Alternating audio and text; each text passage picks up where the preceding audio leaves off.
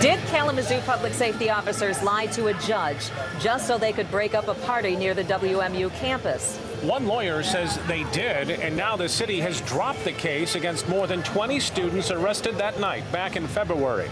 24-Hour News 8's Joe LaFergie spent the day going through court records to find out what may have really happened. Brian, see, the records we found show that Kalamazoo officers went to an apartment in the 1200 block of Euclid that night on an unrelated call. They heard yelling, screaming at a party, tried to get inside the apartment, but the people inside wouldn't let them in. How the officers ended up getting inside eventually is where the controversy comes in.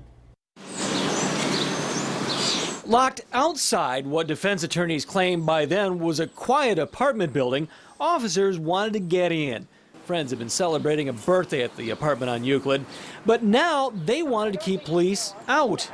A defense attorney included some transcripts from police audio and court records that suggest the officers embellished their story to get a search warrant and get inside the apartment. They eventually did get the warrant, and it resulted in more than 20 arrests, mostly for excessive noise and minor in possession. The transcript shows give and take between officers talking about the judge reviewing warrant requests that night. And I have a feeling he's not going to like this, says one, presumably because the noise had already quelled. Another male voice, likely another officer, is heard saying, just put in here excessive noise violation, including loud yelling and shouting at a house party that we were at.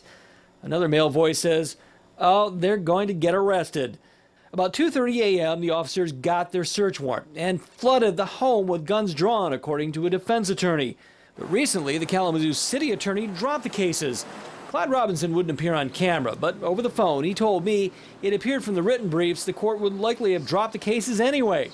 Despite the information in the briefs, Robinson says he doesn't think the officers lied to get the search warrant. He called it miscommunications, saying officers used boilerplate language in their written request to the judge that probably shouldn't have been used. But that doesn't explain the alleged conversation between officers as they discuss what to put in the warrant request.